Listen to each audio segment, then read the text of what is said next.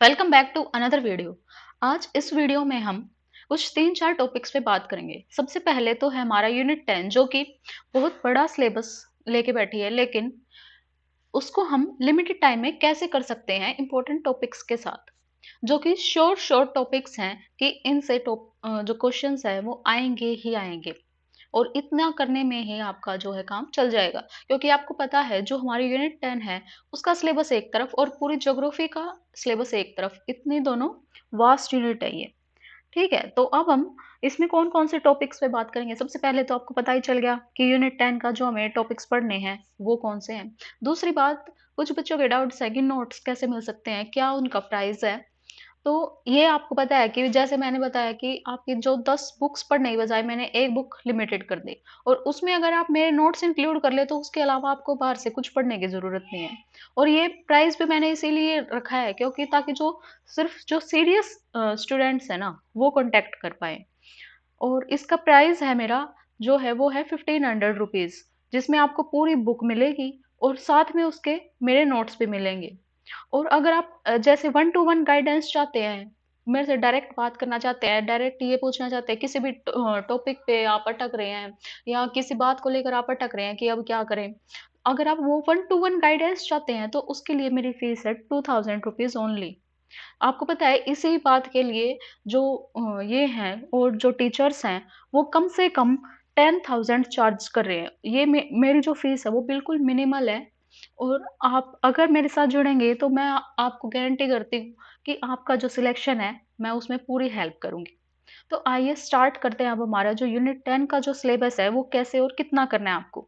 कौन-कौन से टॉपिक्स करने हैं? इसमें सबसे पहले जो आपको करना है, वो है हमारा यूनिट 1 से रिवर्स और उनके ट्रिब्यूटरीज के नेम कौन-कौन से हैं, ठीक है? और उनके साथ एसोसिएटेड डैम्स कौन से हैं? रिवर्स, पहले तो रिवर्स करनी है कौन-कौन सी हैं सारी, जो मैंने वीडियो डाल रखी है उसके ऊपर कंप्लीट।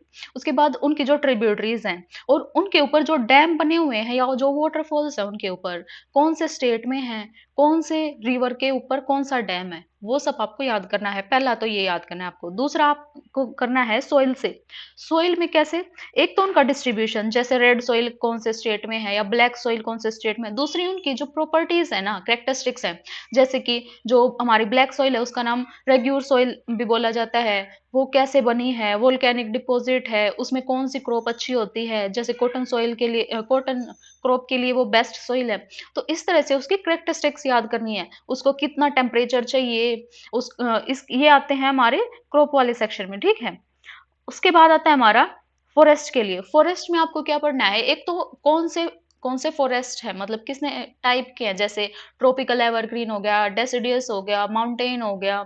इस तरह से आपको उनका डिस्ट्रीब्यूशन पढ़ना है, कौन से एरिया में। जैसे वेस्टर्न घाट्स और नॉर्थ ईस्ट वाला जो साइड है वहाँ पे हमारे एवरग्रीन टाइप है, तो वहाँ पे वो एवरग्रीन में कौन-कौन सी उनकी स्पीशीज़ आती हैं, वो पढ़नी है आपको, ठीक है? इस तरह से आपको ये टॉपिक पढ़ना है। उनमें कितनी रेनफॉल होती है, एक्सीड, डिसीड, ये आपको आना चाहिए। और ये बिल्कुल आपके सारे जो हैं 10 से 15 मिनट में कवर हो जाएँगे ये टॉपिक, अगर आप लिमिटेड और एकदम फ़ोकस होके पढ़ोगे और आप ये बोलोगे कि आप इनकी वीडियो बना दो, तो मैं वो भी बना दूँगी, ठीक है?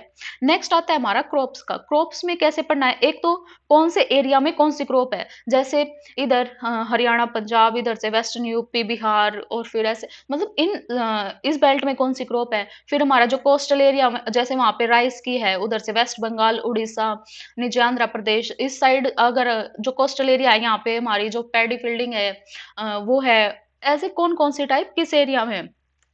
ठीक है, नेक्स्ट इसमें क्या है कि आपको मैप बेस्ड भी आ सकता है, जैसे शेड करके दे देंगे कोई भी एरिया और आपसे पूछ लेंगे कि इस रीजन में कौन-सी क्रॉप है। 2 तरह से ये क्वेश्चन बन गए। और एक इनकी पूछेंगे कंडीशंस, जैसे कि टी कल्टीवेशन के लिए कितनी टेम्परेचर चाहिए, रेनफॉल चाहिए, स्लांटिक स्लोप्स चाहिए या फिर स्टैंडिंग वाटर जैसे शुगर केन में चाहिए।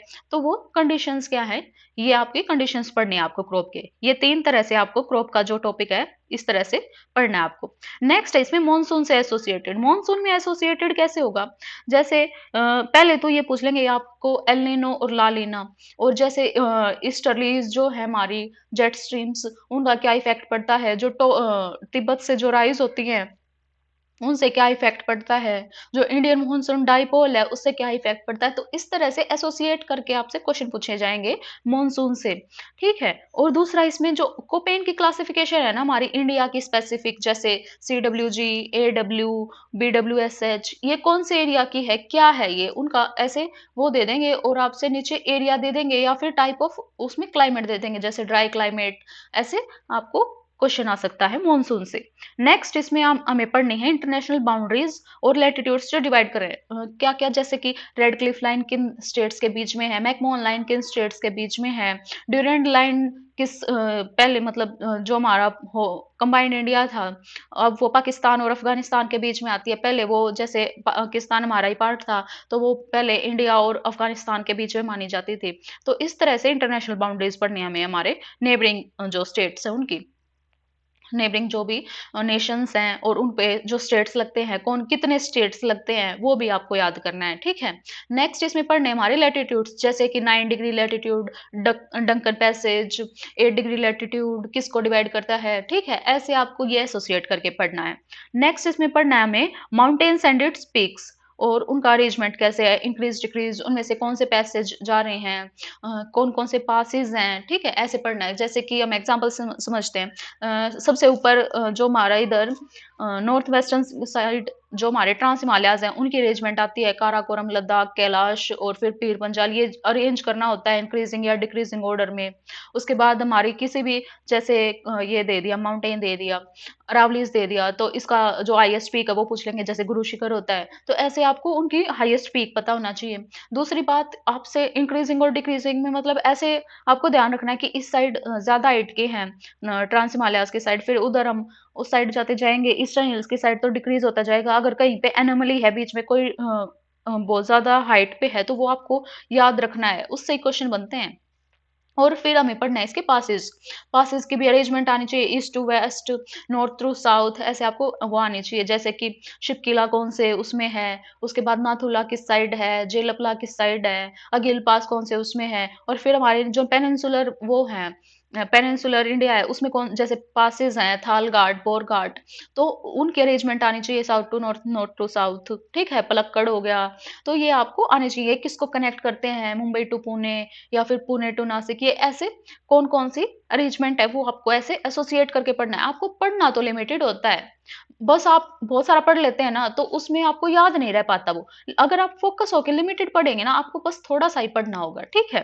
नेक्स्ट हमें क्या पढ़ना है इसमें, जो हमारे 5 ईयर प्लान्स थे ना, उनकी आपको प्रॉपर्टीज़ पढ़नी है और वो आपको ऐसे फ़ोकस करके पढ़नी है हमारी ज्योग्राफी के अकॉर्डिंग, ठीक है?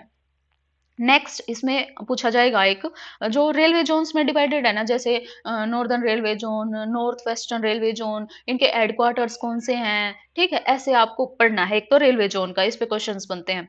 नेक्स्ट इसमें पोर्ट्स, पोर्ट्स कौन से जो साइड है, स्टेट है, उसमें कौन-सा पोर्ट है, वो आपको स्पेसिफिक लोकेशन याद होनी चाहिए। उसके बाद आता है नेशनल पार्क, जैसे कौन से स्टेट में कौन-सा नेशनल पार्क है, जैसे नेशनल पार्क का नेम दे देंगे आपको, ठीक है? और फिर उससे पूछ लेंगे कि ये कौन से उसमें है स्टेट में। जैसे कि हम नोकरेक पढ़ते हैं, वो कहाँ पे है? या फिर पखुई जो वाइल्ड लाइफ सेंचुरी है, वो कौन से नेशनल पार्क से रिलेटेड है? तो ऐसे आपसे क्वेश्चन्स आ सकते हैं। उसके बाद आता है इसमें रिन्यूएबल एनर्जी के जो प्लांट्स हैं, जैसे कि एक तो न्यूक्लियर एनर्जी हो गया, विंड एनर्जी हो गया, हाइड्रोथर्मल जैसे विंड एनर्जी में सबसे हाईएस्ट स्टेट कौन-सा है? तमिलनाडु है।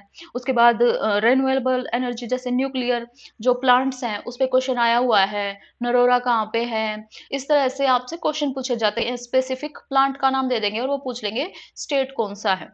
तो इस तरह से आपको ये पढ़ने हैं लिमिटेड डे। आपको एक तो न्यूक्लियर का पढ़ के जाना है, जितने भी हमारे प्लांट्स हैं, नंबर कितना है उनका, यानी कि कितने प्लांट्स हैं हमारे अभी तक और वो प्लांट्स के नेम दे देंगे तो उनका वो स्टेट पता होना चाहिए आपको।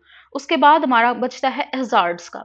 हैज़ार्ड से आपसे सिर्फ़ अर्थक्वेक का क्वेश्चन आएगा और उसमें भी अर्थक्वेक में भी आपको ये पूछेंगे कि है ना जैसे ज़ोन 5 है, उसमें कौन-कौन से स्टेट्स, कौन-कौन से एरिया आते हैं, तो वो आपको स्पेसिफ़िक याद करके जाना होगा। तो आपको वो अर्थक्वेक का ज़ोन्स पता होना चाहिए, ठीक है? और आपको रिक्टर और मर्काली स्केल है, उसमें क्या डिफ़रेंस है और हाईएस्ट है तो कौन से एरिया में आता है, तो वो आपको एसोसिएट करके पढ़ना है, ठीक है? और इसमें जो लास्ट क्वेश्चन आता है, जिससे मतलब क्वेश्चन आएगा ही आएगा, सेंसस से कम 2 या 3 क्वेश्चन तो आते ही है। वो हमारा अभी जो लेटेस्ट सेंसस है, वो हुआ नहीं है, तो जो पुराना वाला है 2011 का, वो आपको पढ़ना है अच्छे से। उससे आपसे क्वेश्चन आएँगे, हर बार आते हैं। और इतना ही आपको जो हमारी यूनिट 10 है ज्योग्राफी ऑफ इंडिया, उसमें इतना ही पढ़ना है आपको। आप कोई टॉपिक चाहते हैं जिस पे मैं वीडियो बनाऊँ जो आपको समझ नहीं आ रही, तो मैं उस पे वीडियो भी बना दूँगी, ठीक है? और कोई डाउट हो तो आप पूछ सकते हैं। Thank you so much.